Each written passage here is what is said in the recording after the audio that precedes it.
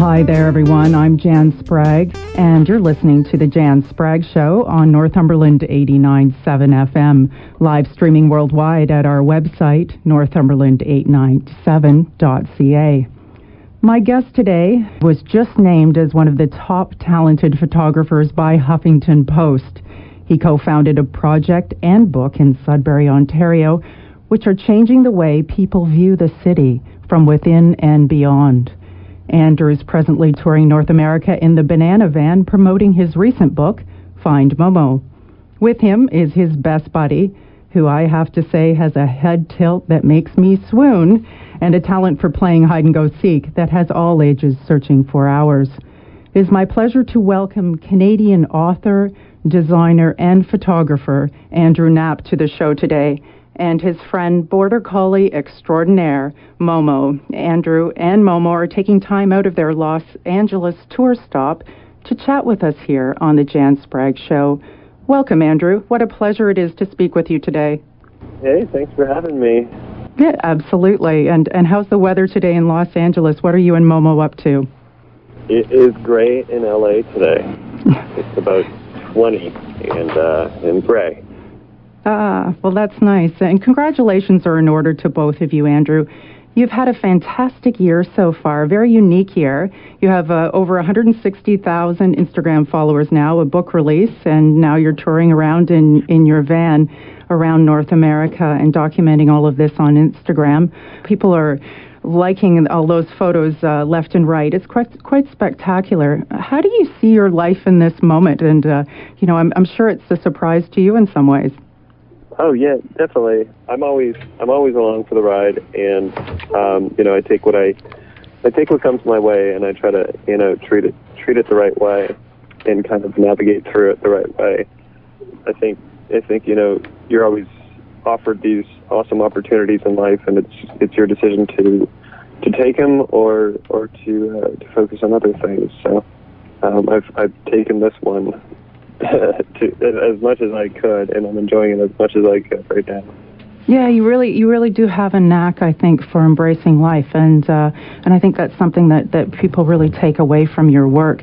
For those of us who may not know about Momo and his hide-and-seek antics, can you tell us a little bit how one random photograph exploded into, like you say, now here you are touring around America and really grabbing hold of life. Can you tell our listeners how that happened? Yeah, sure. I'll give you the short spiel. I guess it all kind of happened with three key ingredients. There was Instagram happened, iPhone happened, which was an amazing camera that fits in your pocket, and an adorable dog and sidekick and Border Collie, and all these three things kind of lined up, and as a series of, I guess, fortunate or random events. And Momo does this thing where when I pick up a stick or when I have a ball in my hand or something, he'll run off to where he thinks I'm going to throw it, and he'll wait for me to throw it. And there's this one day I picked up this cool looking stick because I thought it was really neat. It had a big hole in it, and he thought I was going to throw it, so he ran off, and I wasn't going to throw it, and I didn't know where he ran off to, and I was looking for him, and then I found him, so I essentially played the game that he made for me. And I decided on that day to just take a photo of it and post it on Instagram with the phone that I was in my pocket. And so it kind of started there. And it was Steve Jobs who said something like, when you ask a creative person how they do what they do, they feel a little bit guilty because they didn't really do anything. They just saw something and made a connection, something that was already there. And that was essentially it. There's these things that happened, and I saw, oh, this is neat, this is cute, and maybe my niece and nephew would like this as a book for Christmas rather than whatever else I can buy them. So I made a little book for them out of this, and in the meantime it kind of exploded and went viral, and publishers, I guess, send emails to me saying, hey, this should be a book, and we'd love to make it with you.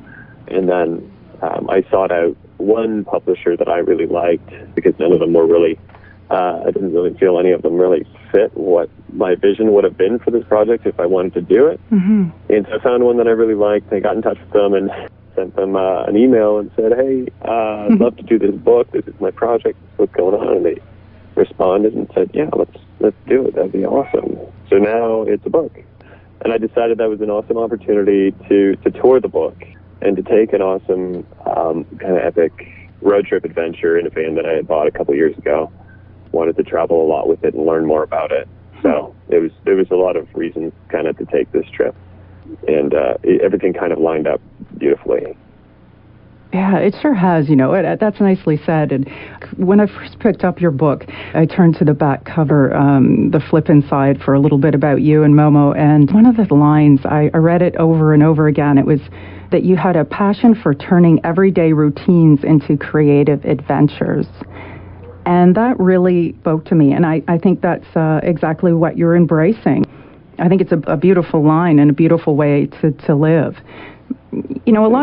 A lot of these connections, I think the word connections comes up a lot for people who know Momo, know your work. And there's charming connections to be found everywhere around. Stories of children with their parents finding Momo in the morning on Instagram together, and people with their kids picking up atlases and where's Momo today? And it's this beautiful adventure that people are taking together, all ages. What do you think it is about this work that's really captured people's attention right now? I think everyone kind of has that desire to hit the road and be quote unquote free. And a lot of people use that word when I chat with them about what I'm doing. They say you're so free, and I always respond, you're just about as free as you want to be, or as chained up as you decide to be. Right. I think there's also the element of connection. And connecting to familiarity. And there's two things that I'm traveling with that are familiar to a lot of people. I'm finding is a van. A lot of people approach me and say, "Oh my God, is that a Westphalia? I had a 75, or what year is that? I love it. It's so pristine. I remember traveling in one as a kid. It's a conversation starter." And then there's the border collie, and anyone who's ever had a border collie looks at Momo and says, "Oh my God, that looks like my buddy." And so when someone's approaching me and I'm sitting in the van, I don't know if they're going to talk to me about the van or the dog. It's always one or the other. But it's that element of connection that I kind of, it's all around us, and we're always looking to interact with people based on something familiar and something even nostalgic that brings us back to something. A lot of connections there. That's beautifully said. And I understand even that people recognize Momo hanging out of the van on the highway sometimes too. You have so many followers, which is fantastic. You have a wonderful TEDx talk that is available online for people to watch. You do mention a couple of quotes. One was a Steve Jobs, creativity's just connecting things. Creativity's just connecting things. And another is, in examining nothing, you'll find something. And I understand that Momo actually helped you discover this. Yeah. I've been doing a talk with every book stop I've been doing, and I've been doing a little 15-minute chat. And in that chat, I talk about the 5 of the things that I've learned from my dog, and I call them tricks because I teach him tricks and he teaches me tricks. And one of them is definitely that he's gotten me out to explore more. And there's this common thing that Instagrammers are using right now, I don't know, to inspire people. I keep seeing it, and everyone keeps saying it, and I think it's really relevant right now to people. And it's 3 words, and it's explore, create, inspire. And I don't know where this started, or I didn't look into it yet or Google it yet. But I noticed a lot of big Instagram feeds are using those 3 words for some reason, and but it's totally relevant and true, and really relevant to how I feel about things. Is that if you, and a big part of my travel is taking the long road, and this is something that Momo taught me. So if you take the big highways and stop at the what are they called in Ontario? The en route. Yeah.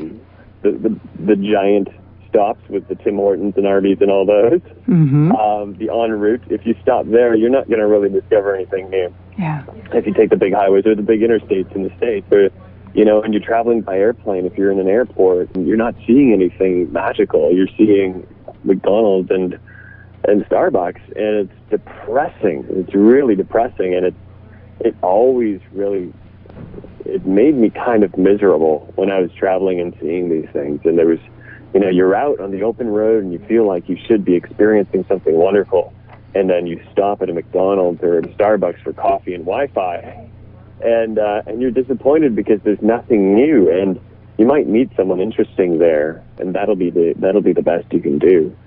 But the other option, and it's the more challenging option, but the more rewarding option, is to avoid those highways and to take the long road and to take the long trail. And it's something that's kind of being lost as travel becomes quicker and as cars become more comfortable and faster. It becomes lost. As why take the 6-hour trek to your destination when you can take the 3.5-hour route? It makes sense to go faster, especially in a fast-paced lifestyle, but it's like, slow down and take the long route and discover something new. And so where this all came from, to tie it back to what we were talking about, it was when I got Momo, I didn't expect him to bring me on any adventures. I expected to have a dog that I had to take care of. And so once he hit about, I guess, 1.5, or about 1, I'm sure probably before he hit 1-year-old, I started taking him to the trails where I never went before that often. I went as a kid with my family, with my brothers or whatever, and that was cool, and I have a lot of nostalgia from that. But when I started bringing Momo out to the trails, we started discovering things that were so beautiful, and mostly we discovered this awesome place of refuge to go and to breathe. And so we would go out into the trails and the hills, and then and walk down the paths and sit on the rocks and listen to the birds and whatever, and just kind of take it all in. And so without the dog, I would have never appreciated any of that, or maybe I would have, but to a much smaller extent, because I was going out almost every day with him into the woods and experiencing that. And the same thing applied to just about everything in life. It was like you can take that same path and you can fall into that routine that makes you a little bit miserable, or you can switch it up. And I've met a lot of people that work that into their everyday life, and even if they do the 9 to 5 Monday to Friday, I've met some really great people who say, like, yeah, I walk a new way to work every day. It takes me a lot longer, or I bike a new way, or I even drive a new way, or something like that. And there's always an opportunity to discover new things in your everyday life. Yeah, and it all sort of ties back to that creativity. On the line here from Los Angeles is Andrew Knapp and his beloved dog, Momo. Andrew's work has inspired many, including myself, to think differently. And Find Momo is the book that Andrew's on tour with. It's by Quirk Books, and it's full of beautiful photographs that just happen to have a hide-and-seek expert hiding in each one of them. It's a favorite with young and old, and if you're in the listening area, you can pick up a copy of Find Momo at Avid Reader on Division Street in Coburg. Andrew, could you tell us a little bit about some of the other points that you're sharing with people on the road when you give these talks? Other tricks that I've learned? Yeah, the other tricks that you've learned from Momo, because I'm one of obviously many who's in love with him, but he has a lot to share, so I'd love to know more about what he has to share with you. Yeah, so there's the explore thing, and I feel like that's one of the most important ones. Another one, a really big one, was that love is time, and I feel like when I got Momo, I was able to spend all my time with him because I worked from home. So I would hang out with him all the time, and it was a constant game of training him. And any time a habit came up that was unfavorable or destructive, I would wean him towards a better habit that was favorable and productive, or just made him happier, more stress-free, and made me more stress-free. So what I learned was the more time that I spent with him and trained him, the better of a dog he became, and realized that applied to everything in life. And it's it's funny. It's kind of a simple thing, and I often get a little too deep with it, but he. So that love is time, and that the more time you spend with anything in life, the better the better the outcome will be, and the more it will provide back for you. So with Momo, spending all that time with him He is now a wonderfully trained dog, and I think there's actually a special kind of spark in that dog that he was bound to be a good dog. I think a lot of dogs are that way. With the right owner, they can become that. But then that applied to everything, to whatever project you're working on, to your work, to your job, to your garden, or especially to your relationships with people and animals. And so the more time you put into your relationships, and the better they will be. And the more time you put into your project, they will obviously get better. And the more time you put into your work, and obviously you have to have the passion to be able to find the energy to put that time in. And the more passionately you work on something, then it'll exponentially be better for everyone. So with a dog, it's easy to be passionate about, especially if you're a dog lover, with training them and putting a lot of care and attention into it. And then with a project like in Sudbury, I've got a number of projects that I'm always thinking about, and I've always found the more time I put into them, the better they become. And I've found that I have so much passion and energy for the community there that I can't find enough time to work on it, and I'm overwhelmed with the amount of things that I want to do. And so, especially right now, while I'm on the road and I'm taking photos every day, and I'm making a stop in a new city every couple of days, and managing the band, and making sure Momo's always happy. There's very little time to work on any other project. So it's just kind of what time you have, and what passion you have, and where you dedicate it, and love equals time in a very real way. Oh, that's nice. And the time that you're spending on the road with yourself, with Momo, with your friends, has anything surprised you or maybe altered the way you're thinking about how you're moving forward with all of these adventures? I think it's maybe given me a little bit more of an easy pace, more welcoming, to unexpected things, even troublesome things or worrisome things. I worry a lot less about things that, worrying where worrying doesn't help. I've learned to not worry. But yeah, it's taught me, I guess, a little bit of a different pace, and to take it a little bit easier. Yes, I can imagine it would. I love your approach, and I would encourage people to listen to the TEDx talk to hear more from Andrew, because it's wonderful to approach these things in such an open way, and to be able to that passion for turning everyday routines into creative adventures. Well, boy, you're on one, all right. There's no doubt about that. So what's next for you and Momo? You get home, you're going to get that tooth fixed up, and you also have a project. You also have a project in Sudbury too that you're working on. So what could you tell us a little bit about what's next? Yeah, there's I'm actually on the road working on a second book for Momo. Oh. And I'm really excited for that. I've been hitting up a lot of really kind of interesting offbeat attractions, and I've been photographing a lot and not sharing everything. Just I'm sharing a lot. I'm sharing 3 photos a day, and I feel like that's excessive. And then on top of that, I've been shooting a lot of offbeat attractions and different attractions for a second Find Momo installation, where it's just going to be Momo coast to coast across America and across Canada in some of the most beautiful and interesting places I could find along the route that I'm taking. And so that's made it really interesting and really challenging and really exhausting, but in the best way kind of trip. So that's while I'm on the road, and that's taking up a lot of my energy, and but I'm in the best way. And then once I hit home, I'm really excited to get back to some projects for my local community.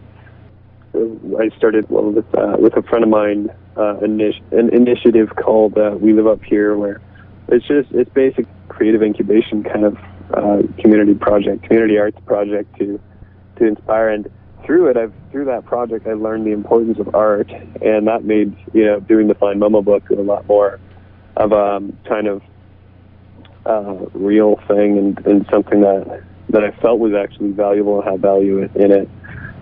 but learning the importance of art. And then, so when I head home on the trip, I've been checking out different spots and our different kind of community arts, or mural arts projects and public art projects and programs. Atlanta and Asheville and Philadelphia, Austin, all of these other places that have really strong public art projects.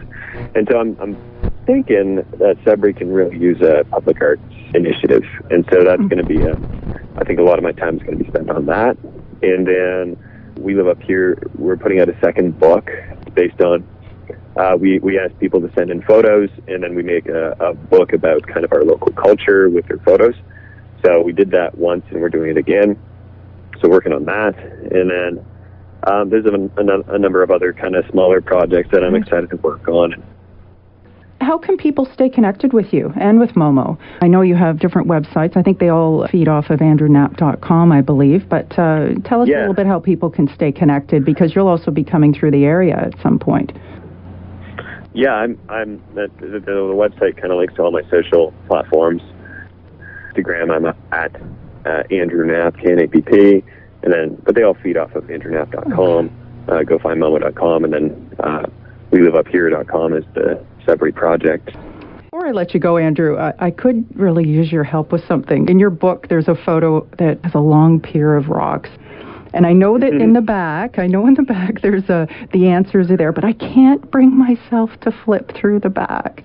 Can you give me one more little hint? I know it says that Momo's far away because you had to, sort of find your way back in order to take the shot. But can you just give me one more little hint so I don't have to look? Momo is not as far away as you think he is based on the back hint. So that's